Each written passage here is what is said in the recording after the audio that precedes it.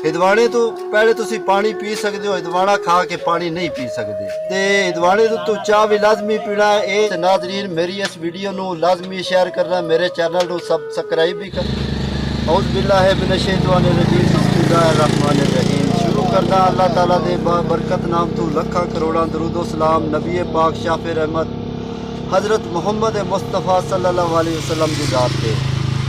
इन्नल्लाह व मलाइकातहू युसल्लूना अलन नबी या अय्युहल्लज़ीना आमनू सल्लु अलैहि व सल्लिमू तस्लीमा। अस्सलातु वस्सलामु अलैका या सय्यदी या रसूलल्लाह व सल्लम अलैका या सय्यदी या हबीबल्लाह। लांदे ते चढ़दे पंजाब वाले सारे दोस्तां बिरावां सज्जणा ते बेलियां ते मित्रां नू मेरा सलाम। मैं तुहाडा अपना मेज़बान अख्तर सुमेर जोका। नाज़रीन जिवें कि तुसीं जाणदे हो गर्मी आ गई है ते गर्मी की शिद्दत बहुत ज़्यादा इजाफा हो गया है।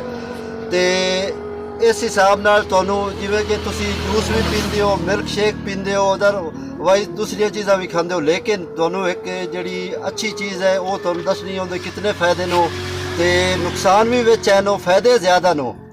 हुण असी हिदवाणे वाली वाड़ी दे विच आए बैठे आ। बुआणिया तो तकरीबन 15-20 मिनट का सफ़र है जिथे कि वाड़ी है।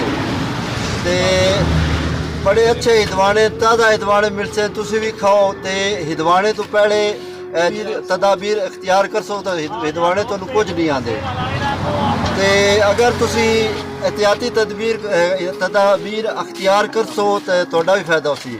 हिदवाणे तो पहले तुसी पानी पी सकते हो, हिदवाणा खा के पानी नहीं पी सकते, क्योंकि अगर तुसी हिदवाणे तो बाद पानी पीसो तो तुहानू हैजा भी होसी। ते हिदवाणे तो चाह भी लाजमी पीना है। ये जड़ा हिदवाणा जिथे मैं इस वक्त मौजूद हाँ, ये जिगर की गर्मी वास्ते बड़ा मुफीद है।